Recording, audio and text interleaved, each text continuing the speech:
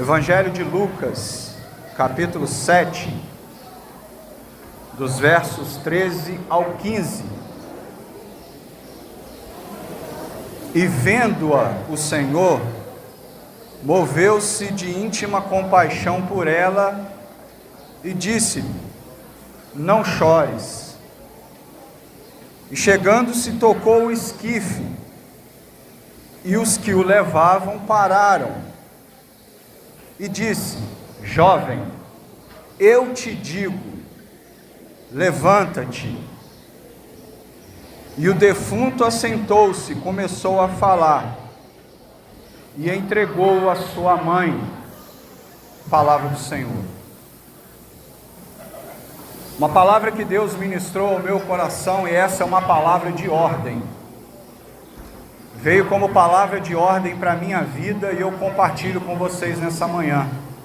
E essa palavra, essa mesma ordem é sobre a sua vida nessa manhã. Não chores. Não chores. A palavra de Deus aqui nos diz, através da narração do evangelista Lucas, que na cidade de Naim, uma mulher estava a caminho do cemitério para enterrar o seu único filho. Essa mulher que era viúva. E diz a palavra do Senhor que ela estava a caminho do cemitério, acompanhada de um grande cortejo fúnebre, e que ela iria enterrar ali o seu único filho. E aí talvez, digo talvez porque a palavra de Deus não diz isso, mas como pai eu fico tentando imaginar a dor de uma mãe ou até mesmo de um pai que passa por uma situação como essa. E aí ao ler esse texto, ao refletir nessa passagem, eu fico tentando imaginar também que aquela mulher, ao caminhar para o cemitério para enterrar o seu único filho, talvez junto com esse filho, ela estaria enterrando também todas as suas esperanças. E talvez também, quem sabe, as lágrimas dela naquele exato momento seriam seu único alimento.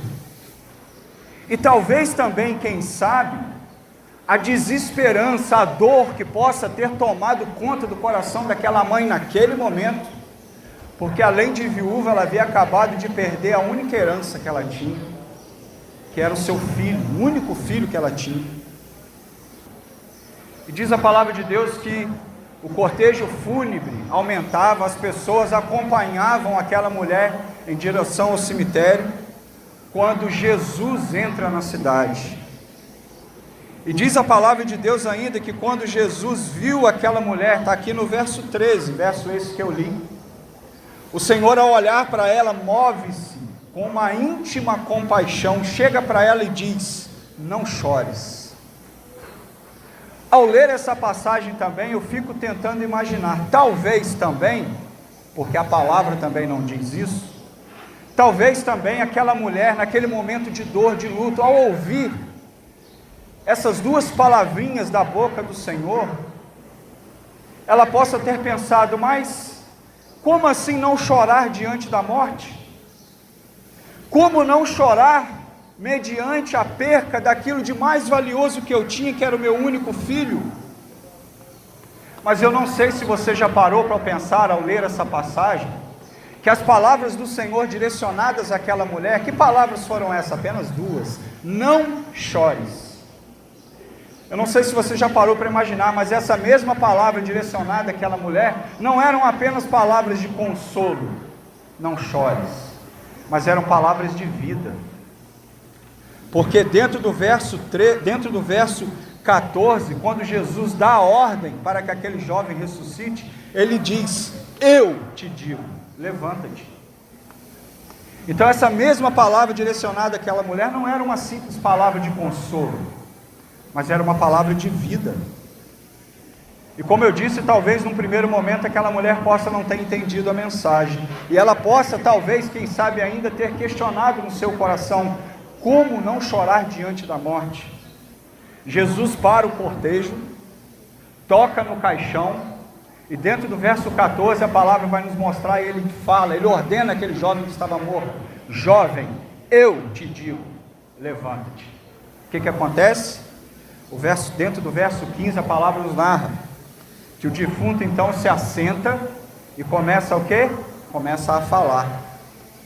A vida triunfava sobre a morte naquele exato momento. A tristeza estava sendo vencida pela alegria. O choro estava sendo cessado. Queridos, ao ler essa palavra, Deus ministrou o meu coração. Eu não sei talvez qual é a dor que você possa estar enfrentando hoje. Eu não sei talvez qual possa ser o drama pessoal ou familiar que você possa estar vivendo hoje. Drama esse que talvez possa estar tirando a sua paz, fazendo com que as suas lágrimas sejam seu único alimento nesse momento, e talvez também, quem sabe, fazendo você pensar que não existe saída, que não existe mais esperança para a sua vida. Talvez esse mesmo drama que você possa estar passando, enfrentando hoje, pessoal, seja um drama causado pela sua própria prática de pecado. Pecado que gera morte, porque a palavra de Deus vai dizer que o salário do pecado é a morte, o que não era o caso aqui desse texto. O texto não fala sobre isso, mas é uma aplicação que nós podemos colocar na nossa vida enquanto reflexão. Qual é a área hoje que o Senhor precisa tocar na sua vida para que haja vida, porém vida dele, na sua vida? Talvez hoje você esteja morto pelo pecado, talvez literalmente você esteja como esse jovem, só falta ser enterrado, um morto vivo, espiritualmente falando, completamente destroçado.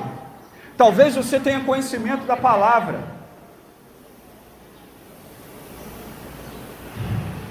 mas pelas suas práticas você não tem vivido aquilo que você diz confessar.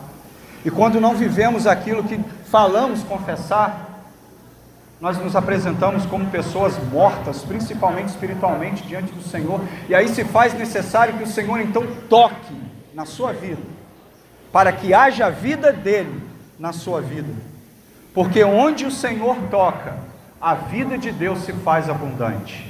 Então a ordem do Senhor para a sua vida nessa manhã é: não chores. E seja qual for o motivo do seu choro, da sua tristeza, da sua dor, ou quem sabe até a causa morte da sua vida hoje pelo pecado, ainda assim o Senhor diz: não chores, mas espere por Ele. Permita que Ele toque na área da sua vida que necessita ser tocado. Porque como vai dizer também a palavra de Deus, e aqui eu encerro, João capítulo 11, se eu não me engano, verso 25, a palavra de Deus vai dizer, é o próprio Senhor Jesus que está dizendo: eu sou a ressurreição e a vida, e todo aquele que crê em mim, ainda que esteja morto, viverá. Não chores, porque Deus deseja te curar. Amém? Que Deus te abençoe em nome de Jesus.